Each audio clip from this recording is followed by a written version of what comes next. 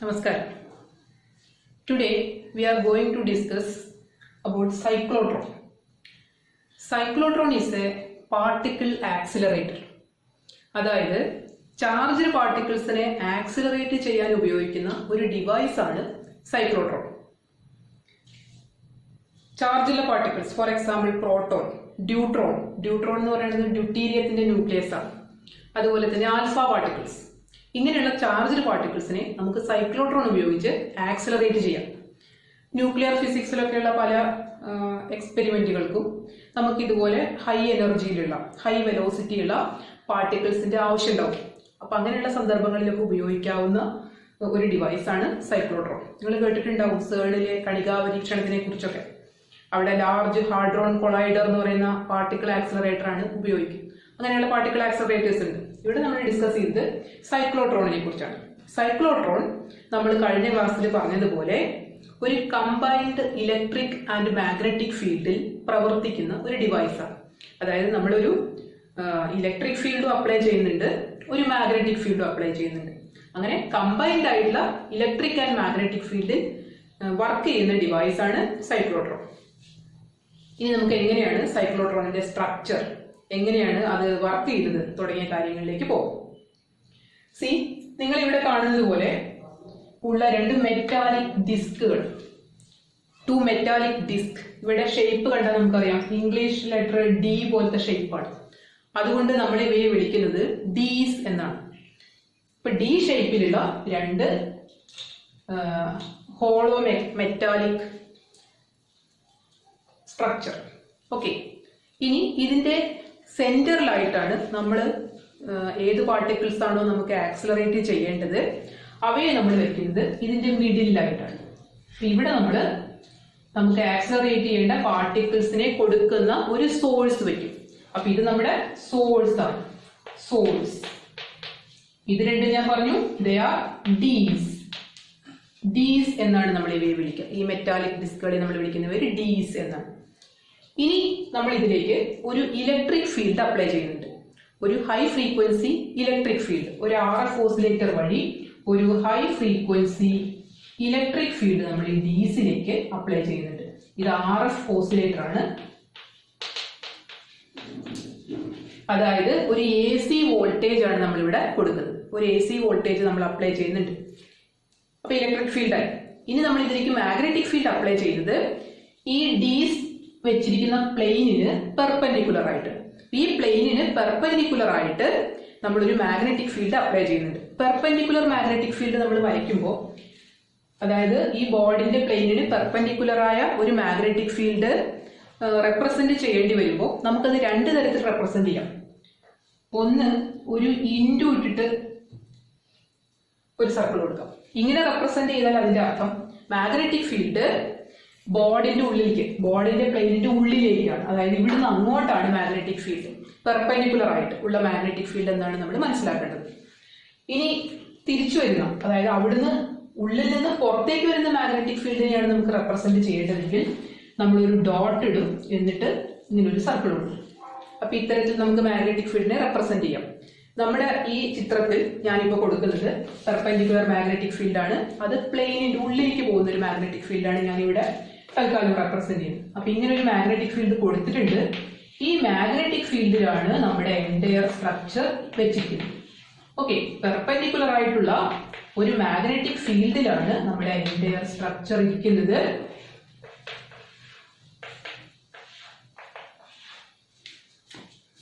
ഇനി നമ്മൾ ഇതിനെ മൊത്തത്തിൽ ഒരു ഇവാക്വേറ്റഡ് ചേംബറിനകത്താണ് വെച്ചിരിക്കുന്നത്.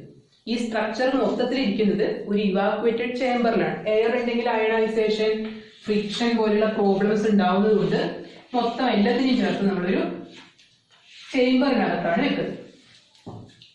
ഇനി എങ്ങനെയാണ് ഇതിന്റെ പ്രവർത്തനം എന്ന് നമുക്ക് നോക്കാം. നമ്മളിപ്പോ ഇലക്ട്രിക് ഫീൽഡ് അപ്ലൈ ചെയ്തിട്ടുണ്ട്, മാഗ്നറ്റിക് ഫീൽഡ് അപ്ലൈ ചെയ്തിട്ടുണ്ട്. സോഴ്സ് ഇവിടെ ഇരിക്കുന്നുണ്ട്.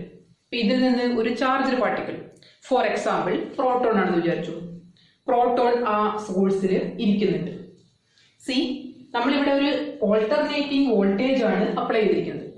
ഫസ്റ്റ് ഇൻസ്റ്റന്റ്, നമ്മളിപ്പോ മെഷർമെന്റ് തുടങ്ങുന്നത് ഫസ്റ്റ് ഇൻസ്റ്റന്റിൽ നമ്മൾ ഈ ഡിക്ക്, ഈ ഡിയെ D1 D2 എന്ന് വിളിക്കാം. അപ്പൊ തുടക്കത്തിൽ നമ്മൾ ഈ D1 പോസിറ്റീവും D2 നെഗറ്റീവും ചാർജാണ് കൊടുത്തിരിക്കുന്നത്. AC വോൾട്ടേജ് ആണ്. AC നമുക്കറിയാം ഓരോ സൈക്കിളിലും ഡയറക്ഷൻ മാറുന്ന കറണ്ടിനെയാണ് അല്ലെങ്കിൽ വോൾട്ടേജിനെയാണ് നമ്മൾ AC എന്ന് വിളിക്കുന്നത്. അപ്പോൾ ആദ്യത്തെ ഇൻസ്റ്റന്റിൽ D1 പോസിറ്റീവും D2 നെഗറ്റീവുമാണ്. ഇവിടെ ഇരിക്കുന്ന proton, it's a charge particle, അതിനുള്ളത് പോസിറ്റീവ് ചാർജ് ആണ്. അപ്പൊ നമുക്കറിയാം അത് എങ്ങോട്ടാണ് ആക്സിലറേറ്റഡ് ആവുക, അല്ലെങ്കിൽ ഏത് ഡിയിലേക്കാണ് ഇത് പോവുക? തീർച്ചയായിട്ടും നെഗറ്റീവ് ചാർജുള്ള D2 പ്രോട്ടോൺ എൻ്റർ ചെയ്യും. ഇപ്പൊ നെഗറ്റീവ് ചാർജുള്ള D2 നമ്മുടെ പ്രോട്ടോൺ എൻ്റർ ചെയ്യുന്നു. അങ്ങനെ അത് D2 എത്തിക്കഴിഞ്ഞാൽ, D2 എത്തുമ്പോൾ നമുക്കറിയാം, നോക്കൂ, D2 എത്തുന്നത് അല്ലാത്തപ്പോഴൊക്കെ നമുക്കറിയാം ഇവിടെ ഒരു പെർപെൻഡിക്കുലർ മാഗ്നറ്റിക് ഫീൽഡ് ആക്ട് ചെയ്യുന്നുണ്ട്. പെർപെൻഡിക്കുലർ മാഗ്നറ്റിക് ഫീൽഡ് ആക്ട് ചെയ്യുന്നുണ്ട്. അപ്പൊ ഈ ഫീൽഡിൽ പെർപെൻഡിക്കുലർ ആയിട്ട് മൂവ് ചെയ്യുന്ന ഒരു ചാർജ്ഡ് പാർട്ടിക്കിളിന്റെ പാത്ത് നമ്മൾ കഴിഞ്ഞ ക്ലാസ്സിൽ അതിനെ കുറിച്ച് ഡിസ്കസ് ചെയ്തതാണ്. If there is A perpendicular magnetic field, the path of the charged particle will be A circle, അല്ലെ? അപ്പൊ നമ്മുടെ ഈ പ്രോട്ടോൺ മൂവ് ചെയ്യുന്നത് ഒരു സർക്കുലാർ പാത്തിലായിരിക്കും. ഈ ഡിന്റെ ഉള്ളിൽ കടന്നാൽ നമ്മുടെ പ്രോട്ടോൺ ഒരു സർക്കുലാർ പാത്തിൽ മൂവ് ചെയ്യും. അങ്ങനെ മൂവ് ചെയ്ത് ഡിയുടെ ഈ അറ്റത്ത് എത്തുക. ഡിയിൽ നിന്ന് പുറത്തേക്ക് എത്തുന്ന ആ ഇൻസ്റ്റന്റിൽ നമ്മുടെ വോൾട്ടേജ് ഞാൻ പറഞ്ഞു ഹൈ ഫ്രീക്വൻസി ഓൾട്ടർനേറ്റിംഗ് വോൾട്ടേജ് ആണ്. ഇത് നെഗറ്റീവും ഇത് പോസിറ്റീവും ആയിരുന്നു ഇതുവരെ. പക്ഷെ പ്രോട്ടോൺ ഇവിടെ എത്തുന്ന ആ ഇൻസ്റ്റന്റിൽ ഇത് നെഗറ്റീവും ഇത് പോസിറ്റീവോ, അതായത് ഡീസിന്റെ പൊളാരിറ്റി മാറി. ഇതുവരെ ഇതായിരുന്നു നെഗറ്റീവ്, ഇപ്പൊ ഇതാണ് നെഗറ്റീവ്. അപ്പൊ ഇത് നെഗറ്റീവ് ആവുമ്പോൾ ഇവിടെ എത്തുന്ന ഈ പ്രോട്ടോണിനെ ഈ നെഗറ്റീവ് ഡി എന്ത് ചെയ്യും? അത് അട്രാക്ട് ചെയ്യും, അതിങ്ങ് വലിച്ചെടുക്കും. So the proton gets an acceleration. അതുവരെയുള്ള വെലോസിറ്റി അല്ല, ഇപ്പൊ പ്രോട്ടോണിന്റെ വെലോസിറ്റി കൂടി, കാരണം ഇവിടെ അത് ഒരു ആക്സിലറേഷൻ കിട്ടി, അല്ലെ? അപ്പൊ കൂടിയ വെലോസിറ്റിയിലാണ് അത് D1 എൻ്റർ ചെയ്യുന്നത്. അങ്ങനെ കൂടിയ വെലോസിറ്റിയിൽ അത് D1 എൻ്റർ ചെയ്യുന്നു. എൻ്റർ ചെയ്ത് കഴിഞ്ഞാൽ പിന്നെ ഇലക്ട്രിക് ഫോഴ്സ് ആക്ട് ചെയ്യുന്നില്ല. അപ്പൊ അതുകൊണ്ട് എന്ത് ചെയ്യും? നേരത്തെ പോലെ കോൺസ്റ്റന്റ് വെലോസിറ്റിയില് സർക്കുലാർ പാത്തിൽ മൂവ് ചെയ്യും. സർക്കുലാർ പാത്തിൽ മൂവ് ചെയ്യുമ്പോൾ ആദ്യത്തെ റേഡിയസിനേക്കാളും വലിയ റേഡിയസ് ആണ് ഞാൻ വരച്ചിരിക്കുന്നത്. കാരണം നിങ്ങൾക്ക് അറിയാം, നമ്മൾ കഴിഞ്ഞ ക്ലാസ്സിൽ പഠിച്ചതാണ്, റേഡിയസ് ഇൻക്രീസ് ചെയ്യുമ്പോൾ, വെലോസിറ്റി ഇൻക്രീസ് ചെയ്യുമ്പോൾ അതിനനുസരിച്ച് റേഡിയസ് ഇൻക്രീസ് ചെയ്യും. ആ റിലേഷൻ നമ്മൾ കണ്ടതാണ്. സോ വെലോസിറ്റി ഇൻക്രീസ് ചെയ്തു, അതുകൊണ്ട് റേഡിയസ് ശകലം ഇൻക്രീസ് ചെയ്തിട്ടുണ്ടാവും. ഇവിടെ എത്തുമ്പോൾ വീണ്ടും ഇപ്പൊ ഈ ഡി നെഗറ്റീവ് ആണ്, ഈ ഡി പോസിറ്റീവ് ആണ്. നമ്മുടെ പ്രോട്ടോൺ ഇവിടെ എത്തുന്ന ഇൻസ്റ്റന്റിൽ വീണ്ടും ഈ ഡി പോസിറ്റീവും ഈ ഡി നെഗറ്റീവും. അപ്പൊ എന്ത് ചെയ്യും? ഇതിലേക്ക് അത് ആക്സിലറേറ്റഡ് ആവും. സെക്കൻഡ് ഡിയിലേക്ക് അത് ആക്സിലറേറ്റഡ് ആയി, കുറച്ചും കൂടി വെലോസിറ്റി കൂടി സർക്കുലർ പാത്തിൽ മൂവ് ചെയ്തു. ഇവിടെ എത്തുമ്പോൾ അഗെയിൻ മാറി, ഇത് നെഗറ്റീവ് ഇത് പോസിറ്റീവ്. അപ്പൊ വീണ്ടും ഇങ്ങോട്ടേക്ക് ആക്സിലറേറ്റഡ് ആയി. അങ്ങനെ നമ്മുടെ പ്രോട്ടോണിന്റെ വെലോസിറ്റി ഇൻക്രീസ് ചെയ്ത് വരും. അതിനനുസരിച്ചിട്ട് അതിന്റെ റേഡിയസും ഇൻക്രീസ് ചെയ്ത് വരും. അങ്ങനെ കുറച്ച് തവണ ഈ പ്രോസസ് റിപ്പീറ്റ് ചെയ്യുമ്പോഴേക്കും നമ്മുടെ പ്രോട്ടോൺ ഹൈ വെലോസിറ്റിയിലേക്ക് എത്തിക്കഴിഞ്ഞിട്ടുണ്ടാവും. അങ്ങനെ ഇന്ന് പുറത്ത് വരുന്ന ഘട്ടത്തിൽ കുറെ കഴിഞ്ഞ് റേഡിയസ് ഇൻക്രീസ് ചെയ്ത് നിന്ന് പുറത്തേക്ക് വരുന്ന ഘട്ടം എത്തിയാൽ നമ്മളിവിടെ ഒരു ഡിഫ്ലക്റ്റിംഗ് പ്ലേറ്റ് വെച്ച്, ഒരു നെഗറ്റീവ് ചാർജ് ഡിഫ്ലക്റ്റിംഗ് പ്ലേറ്റ് വെച്ചിട്ട് നമുക്കിതിനെ പുറത്തേക്ക് ഹൈ ഫ്രീക്വൻസി ഹൈ വെലോസിറ്റിയിലുള്ള ഹൈ എനർജി പ്രോട്ടോണിനെ നമുക്ക് പുറത്തേക്ക് എടുക്കാനായിട്ട് സാധിക്കും. Okay, this is the working of a cyclotron. അപ്പൊ നമ്മളിവിടെ എന്താണ് ചെയ്തത്? ഡീസ് എന്ന് പറയുന്ന ഒരു മെറ്റാലിക് സ്ട്രക്ചർ എടുത്തു, അല്ലെ? ഈ മെറ്റാലിക് സ്ട്രക്ചറിന്റെ നടുവിലായിട്ട് നമ്മൾ സോഴ്സ് വെച്ചു. ഡിയിലേക്ക്, രണ്ട് ഡിയിലേക്കുമായിട്ട് നമ്മളൊരു ഹൈ ഫ്രീക്വൻസി AC അപ്ലൈ ചെയ്തിട്ടുണ്ട്. ഇതിന് പെർപെൻഡിക്കുലർ ആയിട്ട് we are applying a magnetic field. Then നമ്മുടെ പ്രോട്ടോൺ ഓരോ ഘട്ടത്തിലും ഇലക്ട്രിക് ഫീൽഡ് കാരണം ആക്സിലറേറ്റഡ് ആവുന്നു. മാഗ്നറ്റിക് ഫീൽഡ് കാരണം അത് സർക്കുലർ പാത്തിൽ മൂവ് ചെയ്യുന്നു. ഓരോ തവണ ഡിയിൽ നിന്ന് പുറത്തു വരുമ്പോഴും it gets an acceleration. Acceleration കിട്ടുമ്പോൾ വെലോസിറ്റി കൂടി നമുക്ക് ഹൈ എനർജി പാർട്ടിക്കിൾസിനെ പുറത്തേക്ക് കൊടുക്കാനായിട്ട് കഴിയും. This is the working of cyclotron. ഇനി നമുക്കിവിടെ നമ്മുടെ പ്രോട്ടോണിന് കിട്ടുന്ന വെലോസിറ്റി, അതുപോലെ അത് അച്ചീവ് ചെയ്യുന്ന റേഡിയസ്, നമ്മുടെ സൈക്ലോട്രോണിന്റെ ഫ്രീക്വൻസി തുടങ്ങിയ കാര്യങ്ങളാണ് നമ്മൾ അടുത്തതായിട്ട് നോക്കാൻ പോകുന്നത്. നമ്മൾ നേരത്തെ കണ്ടിട്ടുള്ള കാര്യങ്ങൾ തന്നെയാണ്, നമുക്കതൊന്നുകൂടി നോക്കാം. അപ്പൊ നമ്മളിവിടെ നമ്മുടെ പ്രോട്ടോൺ സർക്കുലർ പാത്തിലാണ് മൂവ് ചെയ്യുന്നത്. സർക്കുലർ പാത്തിൽ മൂവ് ചെയ്യാൻ വേണ്ട സെൻട്രിപെറ്റൽ ഫോഴ്സ് പ്രൊവൈഡ് ചെയ്യുന്നത് മാഗ്നറ്റിക് ലോറന്റ് ഫോഴ്സ് ആണ്. സോ നമ്മുടെ ഫസ്റ്റ് ഇക്വേഷൻ നമുക്ക് എഴുതാം. Centripetal force mv² divided by r is equal to magnetic Lorentz force QVB. അല്ലേ? Magnetic Lorentz force is QVB. ഇവിടെ മാഗ്നറ്റിക് ഫീൽഡ് V ക്ക് പെർപെൻഡിക്കുലർ ആണ് എന്ന് നമ്മൾ പറഞ്ഞു. So it is QVB. ഇനി ഇതിൽ നിന്ന് നമുക്ക് R ന്റെ റിലേഷൻ എഴുതാം. R is equal to mv divided by QB. V യുടെ റിലേഷനും ഇതിൽ നിന്ന് തന്നെ നമുക്ക് എഴുതാം. ഇനി നമുക്ക് കാൽക്കുലേറ്റ് ചെയ്യേണ്ടത് ടൈം പീരീഡ് ആണ്. ഇവിടെ ടൈം പീരീഡ് കാൽക്കുലേറ്റ് ചെയ്യാൻ നമ്മൾ ആദ്യം നോക്കുന്നത് ഒരു സെമി സർക്കിൾ കംപ്ലീറ്റ് ചെയ്യാൻ നമ്മുടെ പ്രോട്ടോൺ എത്ര സമയമാണ് എടുത്തത്. നമ്മൾ ഇവിടെ ഒരു സെമി സർക്കിൾ എടുക്കാനുള്ള കാരണം ഒരു സെമി സർക്കിൾ കഴിയുമ്പോൾ അതിന്റെ വെലോസിറ്റി മാറും. ഒരു സെമി സർക്കിളിന്റെ ഉള്ളിൽ മാത്രമാണ് അതിന് കോൺസ്റ്റന്റ് വെലോസിറ്റി ഉള്ളത്. അതുകൊണ്ടാണ് നമ്മൾ ഒരു സെമി സർക്കിളിന്റെ കാര്യം കൺസിഡർ ചെയ്യുന്നത്. ഓക്കെ, അപ്പൊ ഒരു സെമി സർക്കിൾ മൂവ് ചെയ്യാൻ നമ്മുടെ ചാർജ്ഡ് പാർട്ടിക്കിൾ എത്ര സമയം എടുക്കുന്നു എന്നാണ് നമ്മൾ നോക്കുന്നത്. അപ്പൊ ആ സമയത്തെ നമുക്ക് ടി എന്ന് വിളിക്കാം. Small letter T. Small letter T is equal to time കണ്ടുപിടിക്കാൻ നമുക്കറിയാം ഡിസ്റ്റൻസ് ഡിവൈഡഡ് ബൈ വെലോസിറ്റി. അപ്പൊ ഇവിടെ ഡിസ്റ്റൻസ് എന്ന് പറയുന്നത് ഒരു സർക്കിളിന്റെ പകുതിയാണ്. സർക്കിൾ മൊത്തത്തിലാണെങ്കിൽ അതിന്റെ നീളം നമുക്കറിയാം 2πr ആണ്. ഇവിടെ സെമി സർക്കിൾ ആയതുകൊണ്ട് it is πr divided by velocity v. Okay, ഇനി നമ്മൾ എന്ത് ചെയ്യുന്നു? ആറിന്റെ വാല്യൂ സബ്സ്റ്റിറ്റ്യൂട്ട് ചെയ്യുന്നു. ആറിന്റെ വാല്യൂ നമുക്ക് കിട്ടിയിട്ടുണ്ട് mv divided by QB.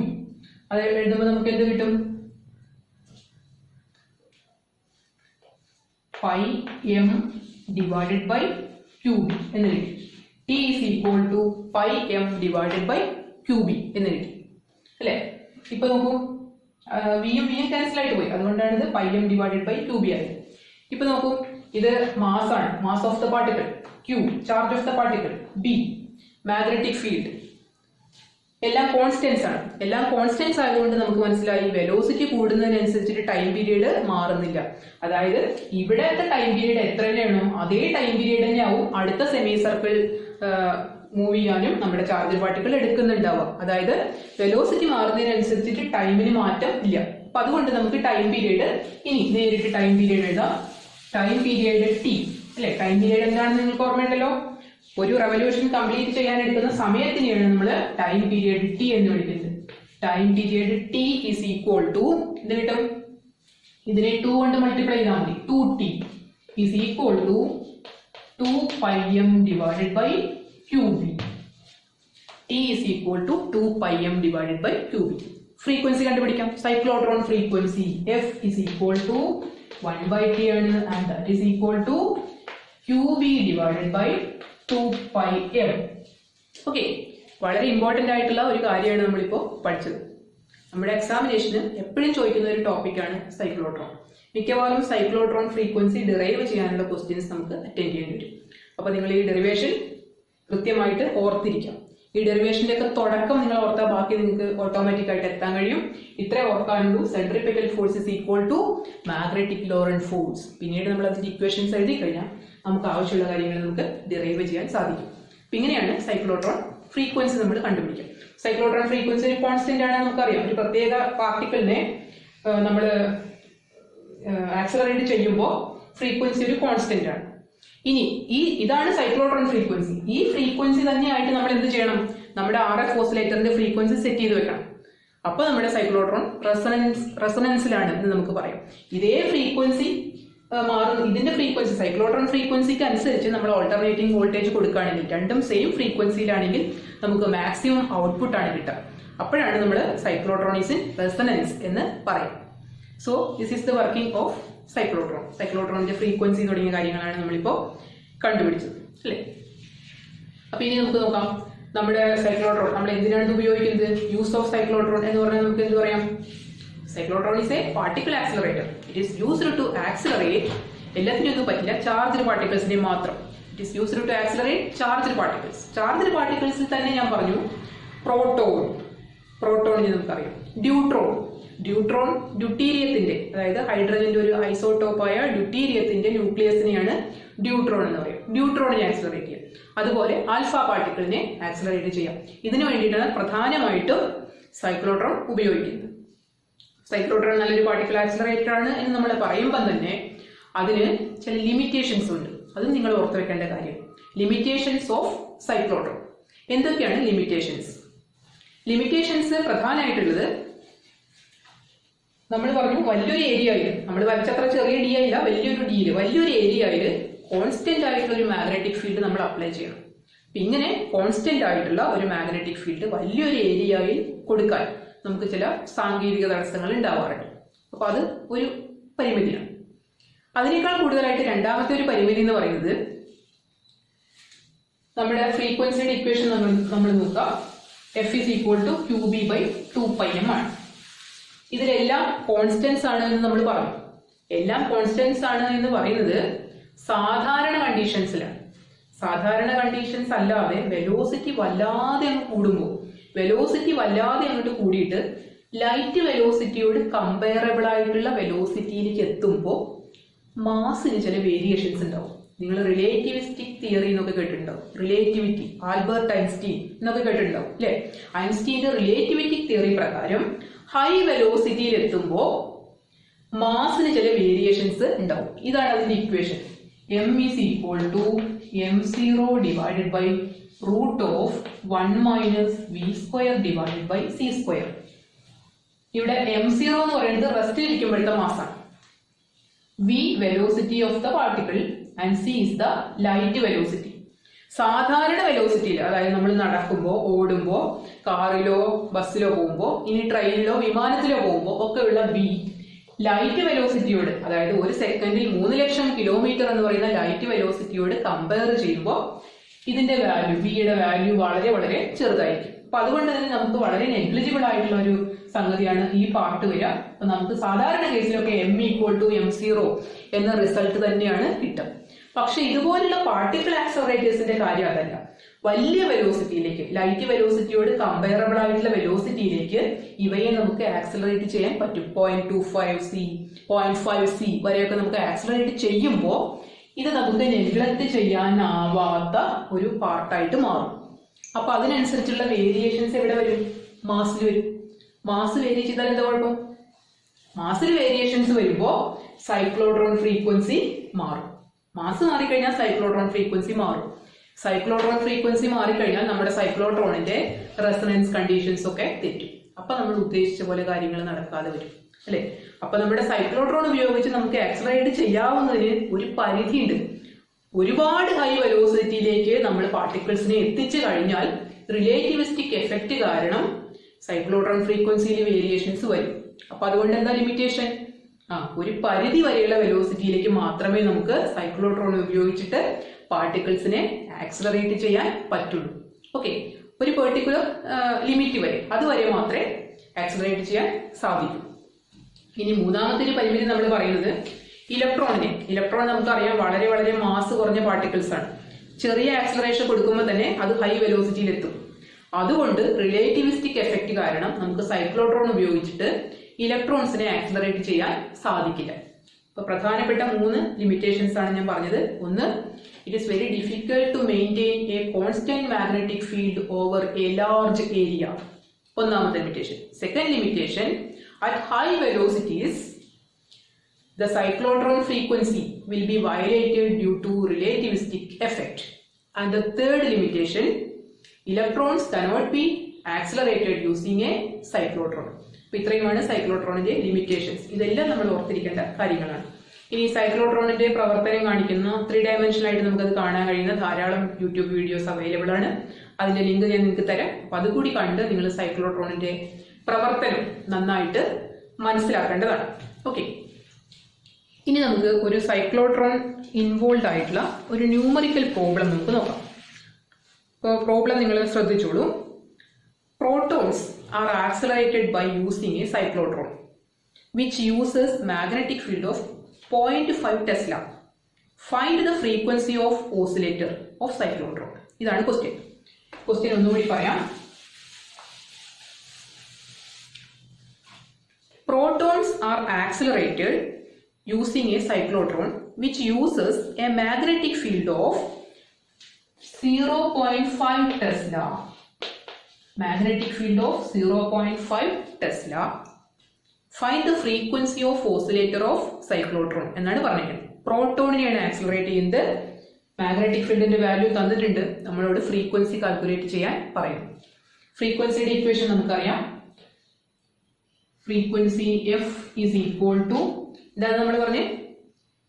Yes, it is QB divided by 2πm. B is given Q. പ്രോട്ടോണിനെയാണ് ആക്സിലറേറ്റ് ചെയ്തതെന്ന് നമ്മളോട് പറഞ്ഞിട്ടുണ്ട്. അപ്പൊ അതുകൊണ്ട് Q, ചാർജ് ഓഫ് പ്രോട്ടോൺ നമുക്ക് അറിയാം. Q is equal to 1.6 into 10⁻⁻⁹ coulomb അല്ലേ? അതുപോലെ തന്നെ മാസ് ഓഫ് എ പ്രോട്ടോൺ നമുക്കറിയാവുന്ന വാല്യൂ ആണ്. Mass of a proton M is equal to 1.67 into 10⁻⁻27 kilogram. അപ്പൊ എല്ലാ വാല്യൂസും നമ്മളുടെ കയ്യിലുണ്ട്.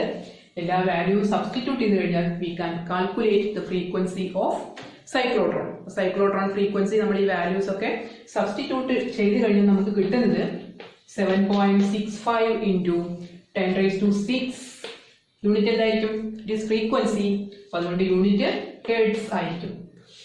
ഇതുപോലെ ഉള്ള ന്യൂമറിക്കൽ പ്രോബ്ലംസും സൈക്ലോട്രോണുമായിട്ട് റിലേറ്റഡ് ആയിട്ടുള്ള ന്യൂമറിക്കൽ പ്രോബ്ലംസും നമ്മൾ പരിചയപ്പെടേണ്ടതുണ്ട്. കൂടുതൽ പ്രോബ്ലംസ് നിങ്ങൾ ചെയ്യാം.